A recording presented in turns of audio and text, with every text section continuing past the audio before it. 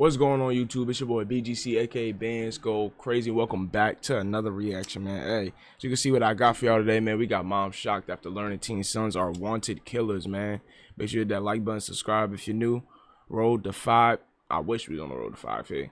Make sure you tap in the hood reacts. We on the road to 5K over there. Me and my boy K serving, you feel me? But on the road to 1,000 on the solo channel, man. Appreciate everybody that been liking, commenting, subscribing, man. You got anything you want me to react to personally, just let me know in the comments, man. I'm live on Twitch at Bxndzgocrazii. Make sure you come tap into the live reacts, man. I do gaming and reactions, man. So you got anything you want to see, but let me know over there as well, man. But hey, let's get right into this one. Shout out Dr. Insanity too as well. Why is this shit muted? All right, let's try that again.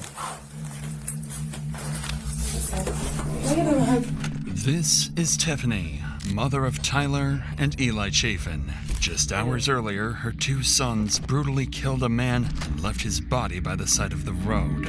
I felt I had to shoot Wills to make sure my brother didn't get hurt. That's the place I always tried to protect the children. As Tiffany listens in horror, the brothers insist they were only protecting each other. But the truth is far darker. That a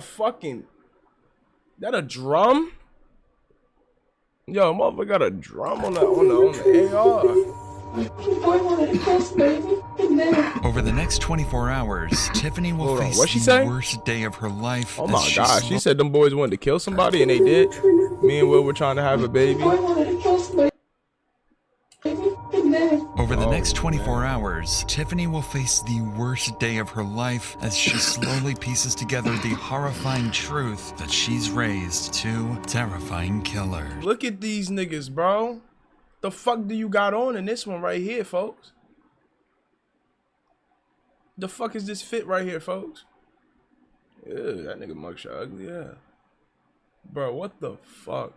And this your shit brother, crazy, bro. your brother murdered somebody. I love you very much. Some people have a fucked up way of looking at things. But a killer is a killer is a killer, right? Wait, what? Looking at things. But a killer is a killer is a killer, right? A killer is a killer. Is a killer? 3 times? I ain't never heard somebody triple down on that shit. Nah, that's crazy. You asked for more ways to create, so we made a major update. Sleep printing is now live. Excuse me. You can now design directly. Nah, this is crazy, bro. The Chafin brothers' Sunday begins like any other morning in their parents' remote home near Aztec, New Mexico. They're sitting in the living room watching gun YouTubers and playing video games. A young woman is with them. She turns to the brothers and asks if they would kill for her. But just then, Ain't no way, bruh. Ain't no way. her phone buzzes, and in that moment, something in her snaps. She stands up, looks at the brothers, and tells them they're going for a ride and to bring guns. Excuse me, yo. 2 hours later, There's in no a quiet way. trailer park, residents hear 4 sharp gunshots echo through the area. When they rush to their windows, they see a man lying motionless in a puddle of blood and a car speeding away from the scene. Seconds later, 911 calls begin pouring in from terrified witnesses, marking the start of a multi-hour manhunt unlike anything this town has ever experienced. There's just a shootout. Somebody got shot over here. And I think somebody's either dead or bleeding across the street. One of the two. He was walking out of the house and they just started opening fire on him. That's like a white crazy, SUV. bro. That's so I'm crazy. the neighbor. I do not want my name used. Gunshot less than 5 minutes ago. He hopped into a white, looked to be like a Ford Escape. Within minutes, multiple officers rush to the scene Crazy. with no idea what they're up against or if the shooter is still somewhere nearby. The following footage has never been seen before until now. Viewer discretion is advised.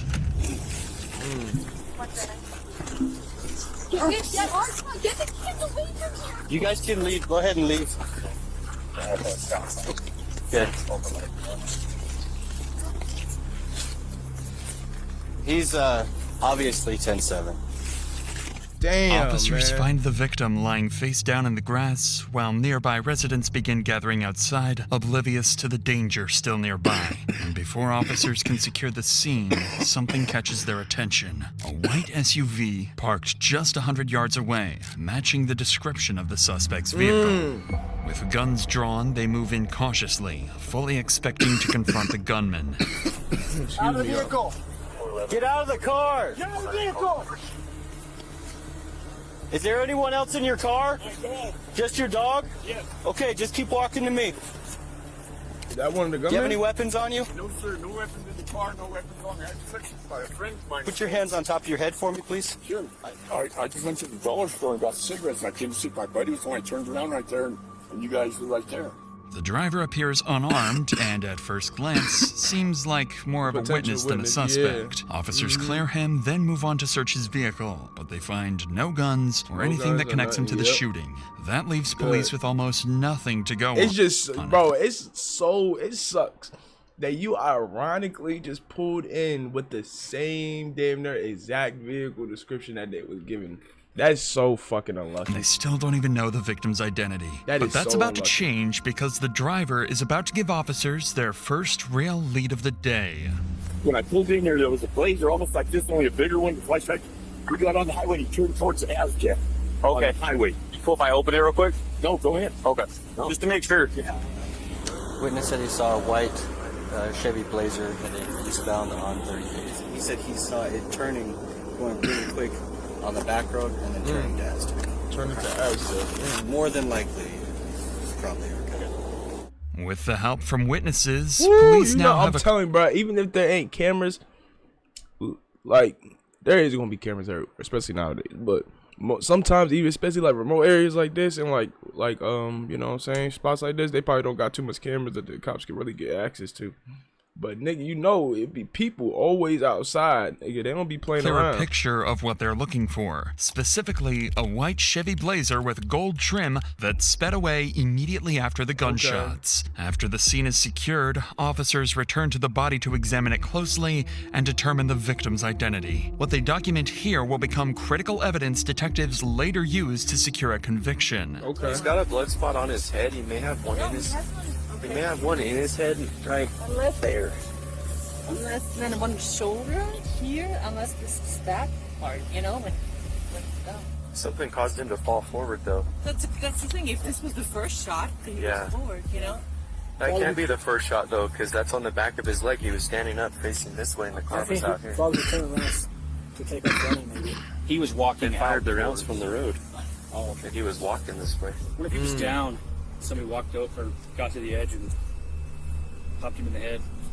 How to get up to 400 kills in 15 They did minutes say in they Black seen Ops somebody 6. hop Just back in the visit V. our Didn't they say store that? Didn't one of the timestamp. witnesses say that? As officers That's study crazy, the wounds, bro. something troubling starts to That's stand so out. crazy, bro. This doesn't look like a chaotic shooting, but it's more in line with a calculated execution. yeah. The shot pattern is brutal, hinting at a violent, twisted killer on the loose. The victim appears to be in his early 40s with at least 4 gunshot wounds, and with no gun in sight, it's likely he was unarmed.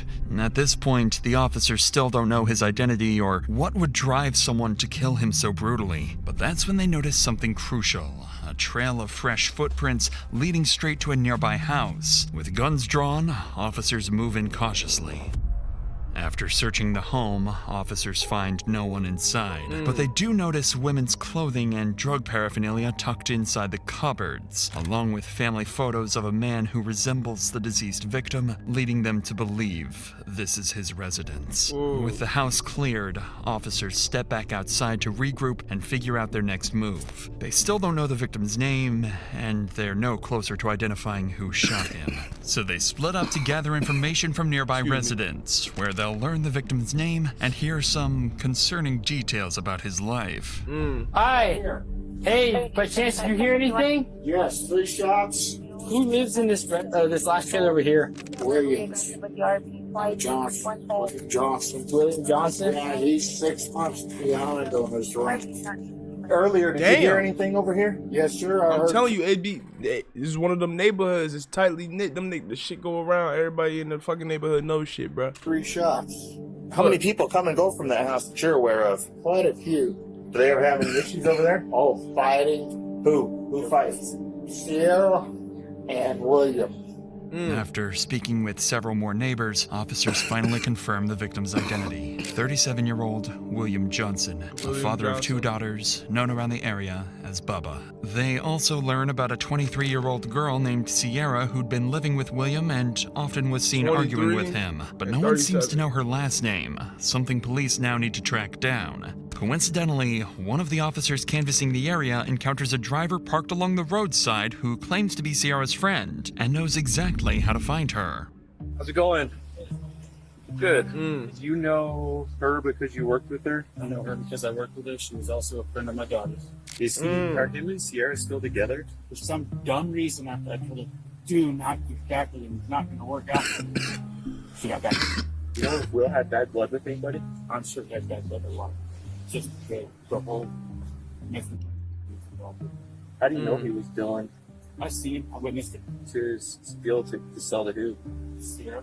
Sierra's friend would go on to provide officers with her full name and phone number, 23-year-old Sierra Collins, William's ex-girlfriend. When detectives arrived to begin their homicide investigation, they quickly realized they're already familiar with Sierra. Her record includes several drug-related offenses and even a restraining order she filed against William himself. She had recently completed a rehab program, was trying to regain custody of her son, and was working towards becoming a teacher. With her name confirmed, the investigator decides to call her. At this point, all the detective knows about Sierra is that she's William's ex-girlfriend. He simply wants to ask her about William and has no reason to believe she's involved in anything. But that will change quickly once she answers the phone. But before we get to that, you know those times you need to call recently investigation, where the detective is about to call Sierra and discover she may know exactly how William ended up dead. That's crazy. I'm sorry, is this Sierra? Yeah, who's this? This is Detective Strang with the Sheriff's Office. I was trying to get a hold of you. Are you available right now? For what? I just have some questions I'd like. Busy. I really would like to speak with you. It involves William. Oh, shit. Like, it's very, very important. You can't meet with me for literally 20 minutes because I really need your help. Right now? Yeah, if you can. Can I call you back? Yeah? How long do you think roughly? I'll call you back in 10 minutes. Sierra hangs up but calls back shortly after, ultimately agreeing to come to the station. Unknowingly, the upcoming interview with Sierra will blow the case wide open, put the Chafin brothers on the run as armed fugitives, and trigger a dangerous multi-hour manhunt. Keep your right hand up with your left hand only. Open the door and get out. What? Wait. Keep your right hand up with your left hand only? That shit just confused the fuck out of me.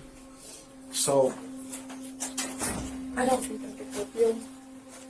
Not today, anyway. okay. And that's fair. Do you know who he dealt with on that whole drug side of things? Like who kind of his person was? That was just clean. The reason I asked you is that's a motive. That's a great motive. I mean, he bought dope from a lot of fucking people, you know what I mean? Did he owe any of them? Yes. Okay, who did he owe? He owed the landlord money. Well, I know he owed the landlord. I talked to him this morning. I mean, anybody to the point where you think they would want to kill him? Like, why would someone want to murder him? Like, we're not here to play games. We're not here like, maybe he's dead, maybe he's not. He was murdered this morning, and I'm calling you so that you can help me, okay? I'm not here to get you in trouble. Is she the one that set that shit up? Y'all remember what he said in the beginning, bro? And the female, what did that, like, is she the female? Or is it another female that he was fucking with? Like, obviously, he's not in trouble. He can't be in trouble. Because regardless of whether you agree with what he was doing or not, or trying to help him or whatever. Why'd you guys break up?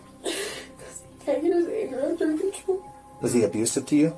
Yeah, but when it was good, it was good.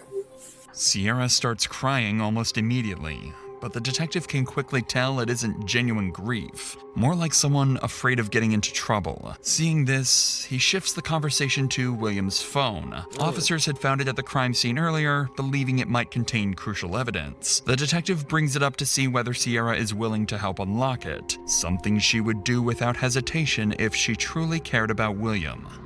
What's the passcode for William's phone? Don't tell me you don't know, because I know that you do. I know. And I know that you know, and listen, I'm going to tell you something right now. The chain of events that took place, if I can access that phone, that will help me huge. Honestly, he didn't even help me. No, he does. There's a code on it. What is it? I haven't been on his phone in a long time. You're not in trouble. You're here to help me. I'm in trouble. You are here to help me. That's why I called you. Yeah, I know, but then I'm gonna get in trouble. Like, how? For what? I don't know. Probably the shit on his phone. Why would you be in trouble for what I see on his phone? I probably said mean things and he said mean things. I brought you here because I know that in your relationship, I know you love him. 1128. Like, how do you know that? Because that's the day that we met. Sierra's reaction here is concerning, to say the least. Outright refusing to help unlock the phone because she's worried it might contain something incriminating is a major red flag for the detective. And her lack of cooperation is doing nothing to help her case. But things don't stop there. As the interview continues, Sierra soon reveals the real reason she won't talk. I just feel like I'm gonna get in trouble if I say something wrong and I don't. Like, for what? Well, I mean, I guess, what do you think? What do you... Yeah. I mean, did you shoot him? So what do you, I mean, what do you think? I can't go to jail. So I'm trying to study to be a teacher, you know, like I just... What do you, you're not going to jail for anything. I just wish we could go for a walk and like you didn't have to use Well, let's go. I'll leave my shit in here right now. We'll go walk down the street right now. Those little fancy pins with the fucking microphone, probably, I don't know. This is a regular, this isn't the fucking FBI on TV. I just be paranoid. This camera right here, this is the only camera. My phones are right. I will leave all my shit right here. We go for a walk right here. Even though Sierra admits she knows who killed William, she refuses to say it inside the interrogation room, so the two agree to go for a walk. Okay. And the detective leaves his body camera behind as he escorts her outside, hoping she'll finally talk. Outside, Sierra explains that her friend Tyler Chafin, whom she met in rehab, and his brother Eli were the killers, and insists she had no part in the murder, claiming the brothers were unstable and the younger one simply wanted to murder someone.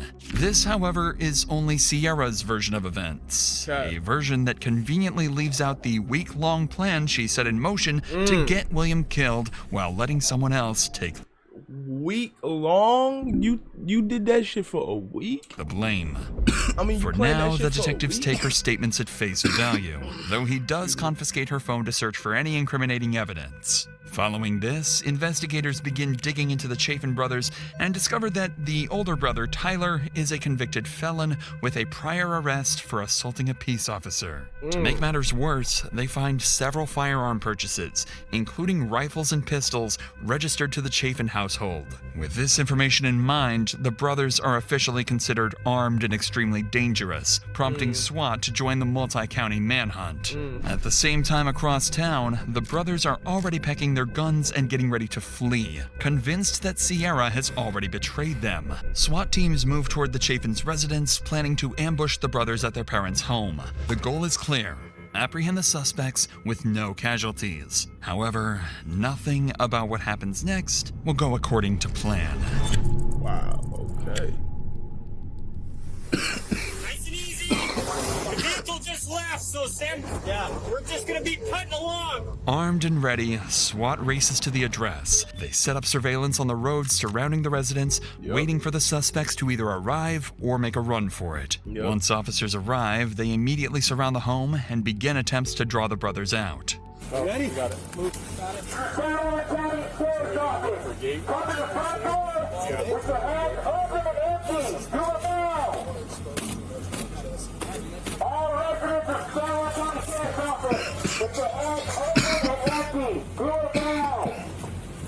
This shit is crazy, After bro. several unsuccessful attempts to get the brothers to surrender, SWAT begins preparing to breach the residence.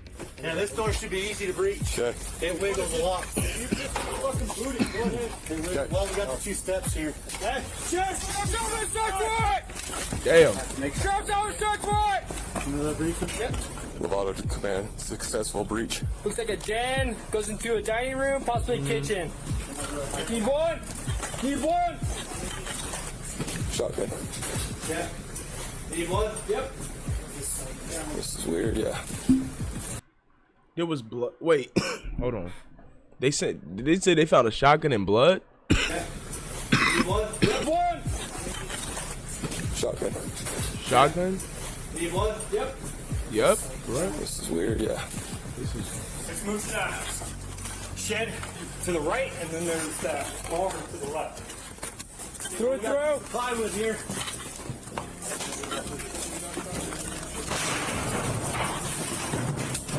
What the fuck? You're good to right here.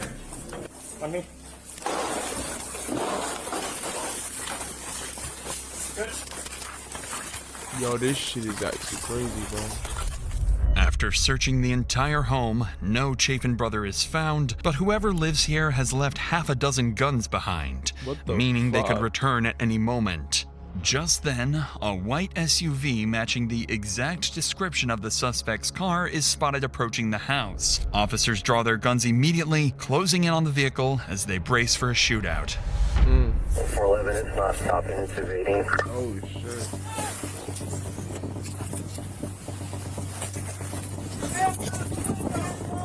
Okay. Keep your right hand up with your left hand only. Open the door and get out. Put your hands up. Turn around and face away from me. On your knees. Hands on top of your head. Hands on top of your head. Keep coming back. Keep coming back. Your hands On your face. On your face. On your face. On your face. All clear? We've got 2 in custody, 6-6-33. Officers successfully arrest the brothers and find an AR-15 rifle in their car, a reminder of just how deadly this confrontation could have been. They are then placed together in the same police vehicle to be taken to the station. This is a deliberate move. The car is equipped with a microphone that might capture the suspects coordinating a cover-up. The smartest move for the brothers would be to stay silent, but the police aren't dealing with the brightest. What they're about to say will give investigators all the ammunition they need for the upcoming interrogations, and a chilling glimpse into the twisted minds of these killers. Stop, Eli. Okay, so I gotta reach down here. Yes, sir. Don't kick me, please. Did you say hi to Mom? Huh? Did you see Mom? Yeah. Coming with me. Alrighty, guys, hang tight, alright? Yes, sir. When you get to the jail, don't tell them that you want to commit suicide or anything like that, alright? Okay. Me and you are going to go to the same cell block. Okay. We'll be together and I'll show you how to do jail shit. I don't have my gun anyways. Just be cool, okay? Family and this beautiful meal. He said, I'll show you how to do the jail shit. That nigga did get locked up already. Yeah, pretty good. What you doing, you two? This guy hit him. Yeah. What he say? I don't have my gun anyways. Just be cool, okay? Are you dead? Yeah, pretty good. What you doing, you two? This guy hit a pistol in his crotch or something stupid like that. So whenever they had gotten to the places to take him out, he had pulled that shit out of it. Like, On the way to the station, Tyler, being the older brother, immediately takes charge, telling Eli not to cry or bring up self-harm and to stick to their story. From this conversation alone, the detectives can already tell the brothers won't be easy to break, especially if they stay together. So once they arrive at the station, the brothers are immediately separated. From this point on, neither will know where the other is or what they've said. The detective assigned to interview the brothers is Detective Decker, who served with distinction and was recently promoted to sergeant. Decker's goal is to provoke one of the brothers into slipping up and contradicting the other, a strategy aimed at uncovering what really happened. Eli, the teenage brother who allegedly pulled the trigger, is the first to be interviewed. But once they sit down, Eli instantly starts bargaining and asks for something the detective could have never seen coming. How you doing? How's it going, man? Not too bad. How old are you? I'm 19. 19. I would like to have my parents in for the questioning, because anytime I've been told if they're going to do any questioning for you, is to have them in during the questioning. But at this point you're 19. The parent part generally applies to juveniles. I still like it. Detective Decker is baffled. Eli is 19, legally an adult, yet he still insists on having his mother present. Decker already senses how messy this could get. Any parent with even basic instincts would tell their kid to ask for a lawyer immediately. But with no other choice, he escorts Eli back to his cell, still weighing the pros and cons of calling the mother. In the meantime, the detective moves on to interview Tyler, who will prove to have a very different strategy, one the detective won't catch on to right away. So... Damn. So, I gotta ask you before we get going, man, do you have any idea why you might be here today? Not really. Not really at all. And the reason that I tell you that is because I know we all screw up. We all do stupid things. But the reason that you're here today is in reference to William Johnson. Do you know who that is? I do. Okay, how do you know him? I met this girl. He was like her ex-boyfriend or something like that. What girl did you meet? Her name was Sierra. How long have you known Sierra? 3 weeks. So just recently? Yeah, just recently. Me and her are in the IOP together. What is that? Yeah, intense outpatient treatment. For? Alcohol and drug use. Are you using today? No, sir. No? Sober? Yes, sir. You know of William because of her? Because of her, she talked about him here and there. Have you ever met William? I haven't. Never? Never. Tyler shows no real reaction to what Detective Decker just said, instead playing completely oblivious, as if he has no idea why he's even sitting in an interview room. But underneath that act, the pressure is already cracking through, because Tyler already suspects Sierra has sold them out. He just doesn't know how much investigators have against him and his brother. Seeing this, the detective decides it's time to plainly lay it out and make sure Tyler understands that he's here for murder. A revelation that immediately sends Tyler scrambling to improvise. Like I told you, I'm here to talk to you about William Johnson. So what happened? So, William Johnson was murdered. Dead. Yeah, dead. So I'm gonna be straight with you, man. I was gonna beat her on the bush. She was hanging out with us and we went to the storage place over there kind of by where he lives. We went to the storage place and she said, hey, let's go over here real fast. I want to check out my car. So we went over, drove in next to his house. And this dude came out and started approaching the vehicle. I then grabbed a .22 pistol and pointed at him and told him to stop. He got up in my face. I hit him with the pistol. As soon as I hit him with the pistol, he had something in his hand. I don't know what it was, but he got me in the head. We went to the ground. As soon as we went to the ground, he went for my pistol. And as soon as he went for my pistol, my brother shot him. Where were you at in the vehicle? I was in the passenger side. It was when the tussle happened, and whenever he went for the pistol was whenever he had got the shot. On the ground, getting my ass beat, and getting about damn near got the pistol taken away from me. About damn near got shot with my own gun. He seen Sierra, and I don't know what his intentions were, from what I've heard, abusive or whatever. I didn't know we were going to his house, so I just thought we were going to go look at her car. Right away, Tyler doesn't stick to the plan he rehearsed with his brother and instead confesses to the shooting, trying to frame it as self-defense, believing it will protect both of them. However, in doing so, he ends up fully implicating his brother Eli. Whether intentionally or not, remains to be seen. And while his explanation may sound reasonable for now, the brothers have no idea that the gunshot pattern on William's body tells a very different story. One that's not consistent with self-defense, but execution. Do you know what the hole in his back tells me? Yeah, what's that? In looking at the way that bullet hit his back, is that he was already laying face down when that round was fired. See, and whenever I heard the first round, I took off. So that hole in his back, you think that was the first round that hit, or what do you? I don't know. I know my brother uses hollow points, and I know those make holes. Yeah. What was he saying? He wasn't saying anything, he was just screaming. This is making noises. The guy really loves me. He didn't want me to get hurt. Bruh, wait, how the fuck did I just get an ad with premium? Do I gotta restart my shit? How the fuck did I just get an ad with premium? That just pissed me off. I just got premium. How the fuck did I just get an ad? Do I gotta restart my YouTube? Tyler doubles down on the self-defense claim and seems regretful. The evidence gathered so far points to a far more cold, deliberate violence rather than two frightened kids defending themselves. Detective Decker knows this, and Tyler's tearful explanations aren't convincing him otherwise. But instead of being confrontational, Decker decides to simply let Tyler keep talking, allowing him to dig the hole deeper for himself and his brother. It's fucking scary, man. To see it. Just to fucking see it, I would have never imagined. What do you think should happen to you? I didn't want any of that to happen. I never had intentions to shoot him. I never tried to cock the pistol back and shoot him with the pistol. And I don't want to feel like I'm telling on my brother. But I don't know how he fucking did it. He's always had an interest in guns and shit. And we always worried about him. And I guess this nigga told his brother to stick to the plan and went in there and straight ratted on that nigga. Oh my gosh. That shit, nigga.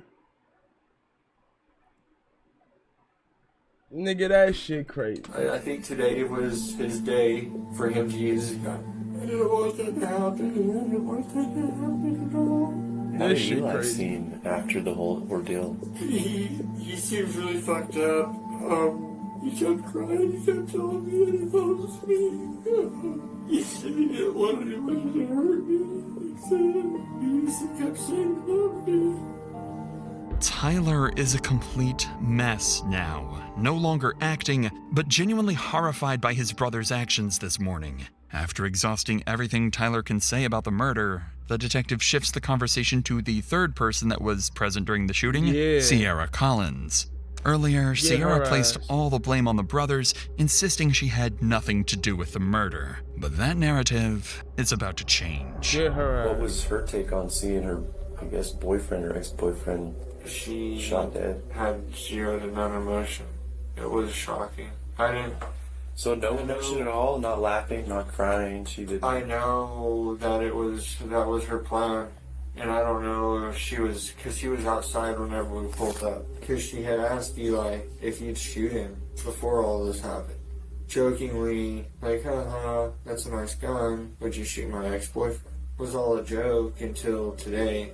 I have a little bit of history with her in different cases, and she can be a pretty persuasive girl. I mean, if she straight up asked you to go over there to shoot William, then you need to be straight with me if that's what she said. She told us about how he her and did all these bad things to her. I just feel like I was tricked. By who? Sierra. She fucking tricked us. Tyler outright accuses Sierra of tricking him and his brother into murdering William. There's a chance he's saying this to protect himself and Eli, but the detective knows Sierra is more than capable of manipulation. If Eli's story aligns with Tyler's, they may be able to implicate her and lessen their own sentences. Now it's the brother's word against Sierra's, and soon their mother Tiffany will enter the mix, stepping into what will become the worst day of her life. For now, though, the detective wraps up his interview with Tyler, but instead of calling the brother's mother right away, he reaches out to someone he's already spoken with, Sierra. What she doesn't know is that the investigators have already spent hours reviewing messages on her phone, and they've uncovered far more involvement than she ever admitted. When Sierra arrives, she seems to sense it and immediately asks Detective Decker to turn off his body cam, apparently forgetting about the camera in the interview room. What neither of them realizes is that this will become the last known recording of Sierra alive. Did you know what happened? What? Huh? I know you know what happened. But why do you think that happened? What the fuck? Don't worry, I've been blaming myself all fucking night. You don't have to do it too. I didn't know Tyler had a gun in the front seat. Had they ever been to Will's house before? No. No. How did they know how to get there? So you know none of this looks very good, right? Whenever you send text messages like that to Will and then proceed to go over to his house with... If I had 2 baby days, would you still let me? Yes, so I only care about the person. I don't know. I feel like that's That would be skanky as fuck. Yeah, I'm going to bed now. No double. The fuck are you talking about? They're homies who are strapped. You didn't know that I was And sending William- text messages to you? And William ends up dead because they shot him. It kind of seems like an orchestrated plan to me. Was it? Well, that was the second. I mean, these guys didn't know Will before they met you. Any info they got about Will came directly from you. I didn't want Will dead. So Sierra, here's what I think. I think that day that you had orchestrated a plan to go over there, but you went over there for a purpose. Those boys had no idea where that place was. But I didn't go over there wanting Will to die. All the evidence that I have says that there was something planned to go down there to do something. Look, I'm a piece of shit, okay? I didn't want him dead. Why My didn't you, fucking boy wanted to kill somebody and he fucking did. why didn't you help him? I said, turn around, turn around. I said, you guys just fucking killed any of his kids. Sierra continues to insist that Eli simply wanted to kill someone and that she had nothing to do with it. But at this point, none of what she says matters. Her phone is filled with incriminating messages she can't explain away. And now, not only is Sierra not getting What her does that incriminating say? messages, Fine, girl. Fine, you got it. Fine, you got it, girl. You got it. Wife, I guess that's what you're saying, or what the I don't know if he was trying to say what the fuck or wife.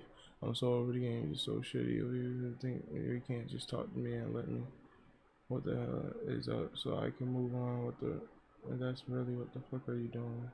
And pull up for what? Where? To get shot in the face.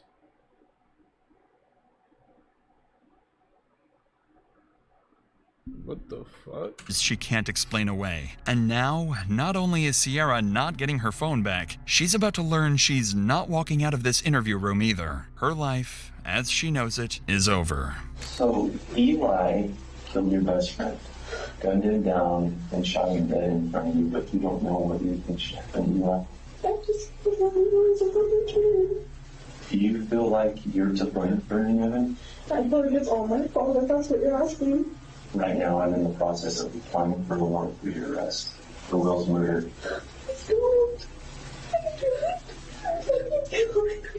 It's your Sierra, fault. I'm not saying that you are the one that went over there and pulled the trigger, but some you of your orchestrated actions this shit. directly impacted the way all that turned out. Yeah. Will's dead. We can't bring Will back. Yeah, we can. Like, bro, Will is gone, bro. That nigga had 2 kids, bro. Will is gone. Them kids do not have a father no more, bro. Why you talking about some please no, you want to be a teacher and shit? Man, get your ass in that jail cell. Fuck is you talking about? So Sierra, if it's my choice, you're gonna go to jail. And Yeah. you're gonna be charged. Yeah. Unfortunately for Facts. Sierra, nothing can save her now. The interview is concluded, and Sierra is placed under arrest for murder. Her breakdown at the end of the interview, however, hints at a much darker twist awaiting her. One no one could have predicted.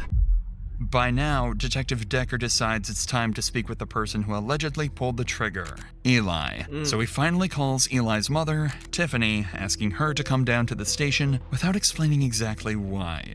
Shocked to receive a call from the police at such an hour, Tiffany arrives within minutes. When Decker goes outside to notify her of the horrifying crime her sons are accused of, her reaction is strange, to say the least. So I'm Detective Decker. I spoke with you on the phone. When I went to talk to Eli, he wanted you present while I spoke with him. He didn't really explain why. I mean, he's an adult, so normally we don't get that from adults. He's severely dyslexic. He is considered disabled. I guess our sergeant came over and talked with you and let you know that your boys had been in a shooting. Yeah, which I don't understand. Like, when, where, how? Clearly, Tiffany's reaction isn't what the officers expected from a mother whose sons are accused of murder. The detective is taking a big risk by allowing Tiffany to be present during questioning. While her presence could encourage Eli to open up, it could just as easily shut him down or prompt him to ask for a lawyer. For Detective Decker, the goal is to see how closely Eli's account aligns with Tyler's and to assess Sierra's true level of involvement. But for Tiffany, she's here to find out whether her teenage sons are truly heartless cold-blooded killers.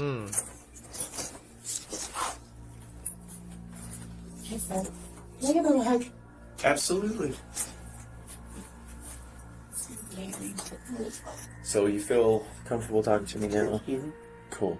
So just to be straight with you, the reason that we're here today is in reference to William Johnson. Okay.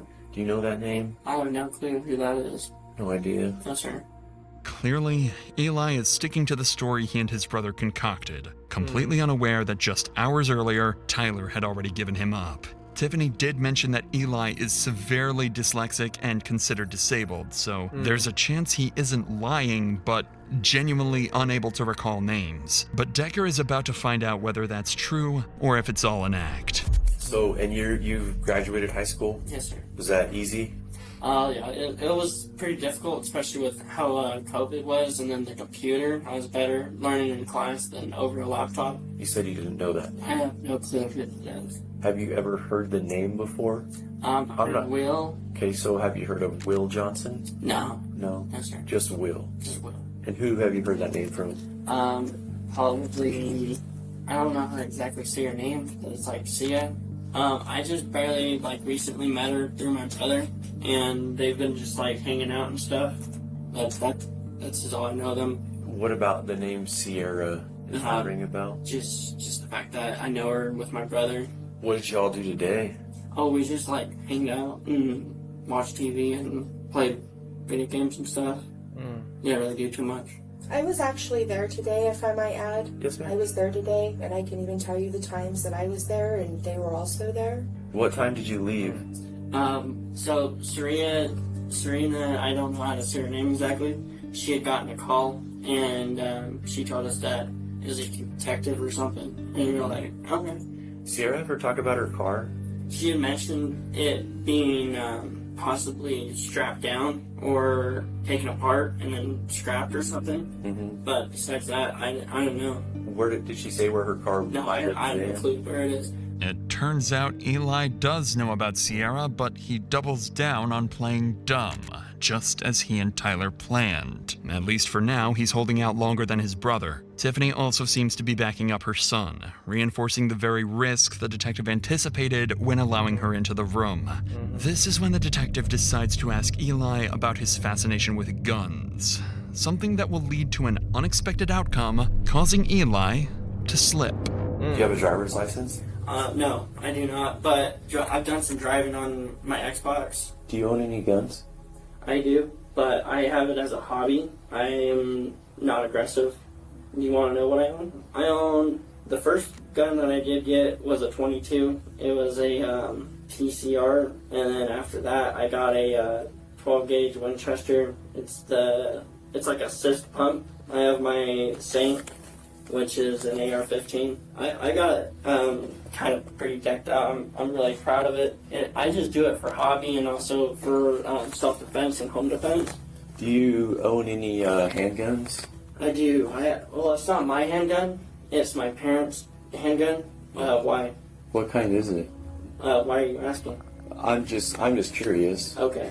It's a Ruger. Does the 22 even have the, what's the thing that you put the bullets in? No, it's like a round thing where you put the bullets in. Oh, the one that you have is a revolver? Yes, sir. Does it have the cylinder in it? As far as I can see, no, it doesn't. It's actually, it's put away in their closet. Maybe it hasn't had the cylinder in it for years. Yes, sir. Okay. Do you have any that are broken? I do. I have a little bit on the bottom of it is broken. Oh yeah, the trigger guard. Yeah. Yeah. How did that get broke? I had dropped. Yeah. Yeah. How did that get broke? Oh yeah, the trigger guard. Yeah. A little bit on the bottom of it is broken. Oh yeah, the trigger guard. Yeah. Yeah. How did that get broke? I had dropped it getting out of the car or something. The detective notices how quickly Eli insists he isn't aggressive, a strange thing to emphasize unless you know you're being accused of something serious. So he plans to press Eli on that point, prompting Eli's mother to jump in and defend him. You said something kind of struck me weird a minute ago, Eli. When I asked you about guns, you said you had them, but that you're not aggressive. I'm not. Why did you feel like that was important to tell me? It's just something to throw out there, you know? He's a very timid guy. He's actually been abused and bullied all of his life. So he's always like wanted to have a gun for protection all of his life. I try to prevent a fight than is to provoke a fight, you know what I mean? I got zero tolerance for bullies, so I completely understand where you're coming from on that. Like, I don't tolerate it at Been all. seriously bullied. The detective believes Tyler and Sierra likely put Eli in this position and knew he was going to shoot William, despite their claims to the contrary. But just as Decker builds some rapport with Eli, he shifts gears completely and confronts him with his brother's confession. Was Tyler in any fights today? So I already know. I already know. Listen, I already know that means yes. Who was he in a fight with? Can I tell the full story? I would love the full story. Okay. Because I feel like I'm trying to pry bits out of you. No, I'm sorry. And I know, Eli, I know that you know why you're here and why I'm talking to you. Protect yourself and tell the truth. It seems the pressure is working, and Eli decides to tell the truth. Though his mother encourages him to cooperate, she has no idea that what she's about to hear... She don't know what he about to say. Talking about tell the truth. She probably think this nigga innocent as hell. He was just riding along us. Mom. Mom. That nigga, the trigger man. Will change their lives forever. Will kept on calling, and she had a fear him either pulling up on her because she had mentioned him about beating her up and a number of different things. We had went over as to get his phone. I told her, like, let him know that we're gonna come and get the phone is to get the personal items off of it. And as soon as we had pulled up, he had stuck his head out the door and was already just screaming things. And he had come out in the front yard, and what's he gonna do? Is he gonna break the windshield? Like, what's his next move? So I got out of my car with my rifle and told him is to stop. Quit approaching, stay where you are, stop moving. My brother got out of the car and Will had hit my brother, and somehow my brother got this gash on the side of his head. They both fell over, and because my brother, he'd gotten out a revolver. Look at the revolver mom. that we were talking about. She know, bruh. I don't know why he had it, but I noticed that he had dropped it. Will was going for the revolver, so I shot Will. And we were super shooken about it. So, but in my defense, I didn't want Will to kill my brother. I didn't want Will to get the gun and kill my brother. So I shot Will. I didn't have intentions of killing him. I just wanted to get the phone and leave. But it turned physical, and I felt I had to shoot Will to make sure my brother didn't get hurt. Those boys are always trying to protect each other. Oh man. But it seemed like they both confessed in like the same type of scenario that it happened. So was it was he just defending his brother, or like, but they said it was shots in the back and then like head tap. So did he like finish that nigga? Like I don't know what happened. Is he alright? No? No, he's dead. Oh my god, Eli. I'm sorry. I didn't want to kill him. Eli breaks down and begins recounting what happened. With each sentence, Tiffany struggles to listen as her son describes how he committed murder, something no mother ever wants to hear. But even as this tragedy unfolds before her eyes, she clings to the hope that her sons acted only in self-defense. That's a belief the detective is about to challenge. I already talked to Tyler. He told me he never lost possession of the handgun. He maintained it in his grip the entire time he was there. Okay. He never dropped the gun or anything? No. Well, I assume then at that point Will was going to pry the gun out of his hands because they're both on the ground. One of them's got a gun that's like a freaking revolver. Yeah. One of those easily accidental guns, besides like a Glock. So look, Eli, here's the problem that we're gonna run into, okay? So you and Tyler went over there, but you went over there with guns. For self-protection, for protection of myself. because she had even already mentioned that he had kidnapped her and he had beat her, so I wasn't looking forward to getting beat. So you went over there to teach Will a lesson? No, I didn't want to go over there and kill Will. But you wanted to teach him a lesson. Why would I want to teach him a lesson? I just wanted to take...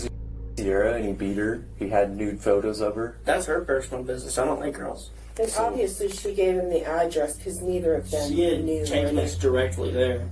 If somebody's attacking me, doing physical harm to me or my loved ones, then I may do something about it.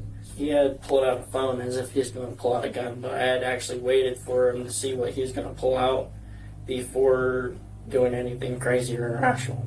Where did he pull it out from? He had... Can I get up to do an example of how he did this? Absolutely. So he'd come out and went like this, and then went and pulled out his phone all crazy and was like acting all stupid with it. And that's whenever Tyler ended up on the ground. He had hit him in the side of the head with a phone, and Tyler pistol whipped him. Have you taken any handgun courses, any like self-protection courses, any firearms courses? I do a lot of training on my own time. Okay. What does that look like? I'll watch YouTube videos on my and just learn from the YouTube.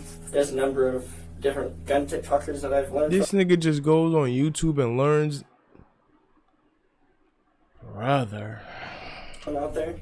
Eli only digs himself deeper when he admits he learned gun handling from YouTube and TikTok. And this is exactly where the risk of allowing his mother into the room starts to show. Given what you said, do you really think you should keep talking, or do you want to wait and get an attorney? I'll do what you want. No, I'm just telling you. Given what you said, I don't know that you should keep talking without getting the advice of an attorney. So Eli, at this point, the only thing that I'm after at this point is I'm trying to figure out of like when you can and when you cannot I've watched a lot of body cam videos on YouTube, police officers and stuff. Some of them, you should stop. Alright, I'm gonna stop. What do you mean you're gonna stop?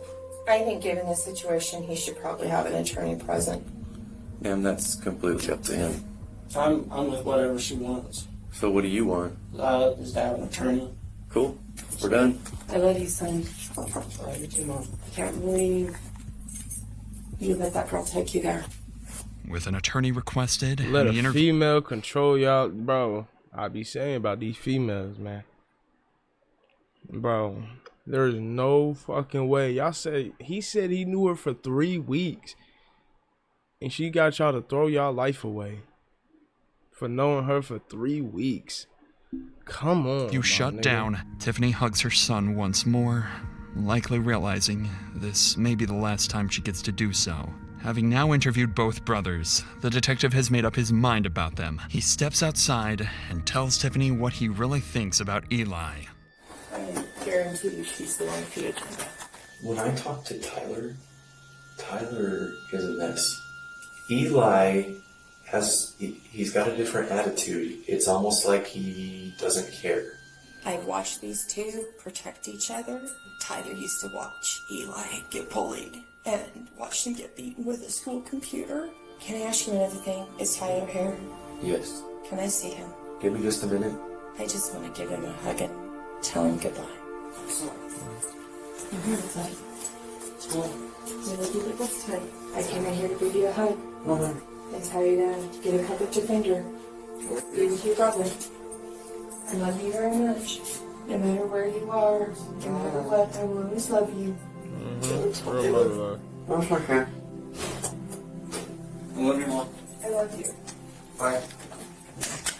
After giving her That's sons crazy, one final bro. goodbye, Tiffany leaves the police station still believing they were nothing more than pawns in a sadistic scheme, insisting Sierra alone should be held responsible. The next morning, a judge approves the murder charges against Sierra, while the brothers' charges remain pending. At the same time, Tyler asks to speak with the detective again, wanting to know what charges he and his brother might face. For Tyler, this is his last chance to shift the narrative in both his and Eli's favor, and influence how police view their roles in the killing. But for Detective Decker, It's an opportunity to strengthen the case against all three suspects. Yep. However, when he sits down with Tyler for one last time, he begins to wonder whether Tiffany might have been right. That maybe her sons aren't the monsters everyone assumed. All right. What did you want to talk about today, Tyler? I just wanted to tell you that we were set up, that we didn't know where we were going, that we were just going to go see your car, and that's as far as my understanding was. What do you mean you were set up? I feel like I was set up. I feel like I was dragged to that house. I feel like I was used from the begin with. She had told me she wanted him dead, and I said, "Oh, I'm not the guy for you." I never offered. I never said, "Hey, I'm gonna kill this fucking guy for you." I don't know what the fuck's going on, man. So Tyler, I'll tell you right now. Murder. I tell you right now, I don't disagree that you may have been set up. Tyler maintains his self-defense story. However, this time he's far more adamant about Sierra's role in everything that happened. But there's something else Tyler wanted to speak to detectives for that he didn't mention up front. Earlier, Tyler was allowed a brief moment with his brother Eli, giving the two just enough time to compare what they'd told police. Now, Tyler has figured out the one major inconsistency between their stories, something he believes will help their case. I wanted to talk to you guys. I didn't have full control over that weapon. Over which weapon? That 22. I do believe I dropped it. So I asked you yesterday if I had full control over the weapon, and you said yes. I did. And then I even double checked again. I asked you. Yes, sir, you did. I asked you. I said, so it stayed in your hand the whole time, and you were absolutely sure it was in your hand the whole time. And that was just our pride. That was my pride. So how did you get the gun back in your hand? And went back and found it and picked it up. What do you mean you went back and found it? Well, like, whenever I was going to go get in the car, I turned around because I said, "Where the fuck's the gun?" And I went back, grabbed it, and put it back in the car. So you understand that there's independent witnesses that saw what happened, right? Yes, sir. Tyler, I'm going to be honest with you. It seems like at this point you've had some time to think about what happened. Not only what happened, but maybe some things you could tell us to try to preserve yourself. This was Tyler's last desperate attempt to pull himself and his brother out of trouble. Detective Decker quickly realizes what Tyler really wants from this interview: to protect Eli and salvage whatever future they have left. So he decides to give Tyler the hard truth he's been avoiding. What you're having a really hard time with right now is that brother bond. I've got two brothers. I've got an older one and I've got a younger one. I'm in the middle, okay? And that's what's really troubling you right now, is it's your brother. And your brother murdered somebody. And you helped do that. And I think that is your biggest problem. Your biggest fear right now is that you've made things pretty rough for your brother. I know what brother love is, man. I've got him. There's a lot of things that I would do for my brothers in a snap of a finger, man. You do got a long road ahead of you though, so. You can hear the empathy in Detective Decker's voice. He knows Sierra manipulated the brothers, but that doesn't change the fact that the Chaffins went to William's house on their own accord. Following this, Detective Decker wraps up the interview with Tyler and proceeds with murder charges against all three. As the case moves forward, Tiffany never stops supporting her sons. She stays in contact with both boys, hoping the truth will help them find a way out of this. Jail calls capture a brief glimpse into a mother caught between the children she's raised and the reality of what they've done. Yeah, I've been trying to video Eli for the last 30 minutes, but nobody will get to the tablet. No, for real. Hey, Mom. Hey! What you doing?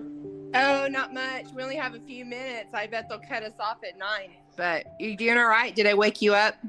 No, I'm doing pretty good. I'm just hanging out. It's fun here sometimes. But, like, honestly, I don't think I've laughed as hard as I have in here just listening to some of the bullshit. That's good. I like to hear that. I really love you guys, and I really love all the support, and I really appreciate all the help. I think it's awesome. I wouldn't do it if I didn't know what a good boy you were. Oh, I know. Oh, I know. I really love you. Very much. Sleep good. Have a good night. I'll see you tomorrow. I'll see you tomorrow too. Bye-bye. Bye, Mama. Tiffany would go on to support her sons until the very end, but as the trial date approached, one of the trio's lives came to an abrupt end. In September 2024, while being held at the San Juan County Detention Center, Sierra suffered a severe medical emergency. The detention center could not provide the level of care required to sustain her life, and she was transferred to the regional medical center with limited brain function, where she died shortly afterwards. In July 2024, both Chafin brothers entered plea agreements. Eli pleaded guilty to voluntary manslaughter, while Tyler pleaded no contest to second-degree murder and felon in possession of a firearm. Eli was sentenced to 6 years in prison, followed by 2 years of parole, while his older brother Tyler received 15 years in prison, also followed by 2 years of parole. Damn. Oh, because he was felon possession of a firearm too. Yeah. Yeah. Damn. 15? This God. And then she done passed away. He said from some with the brain complication. That's, bro, this whole shit was like just my mind. I'm still confused on how I got a fucking ad and I got premium. I'm still not over that. But hey, man, let me know how y'all feel about this reaction, this video right now, man. I said right now, right here, man. And I'm live right now on Twitch at Bxndzgocrazii. When this video goes up, I will still be live. Make sure you come tap in, man. I'll probably be playing the game or something like that. But hey, it's your boy BGC, aka Bxndzgocrazii. And I'm gonna catch y'all on the next one, man.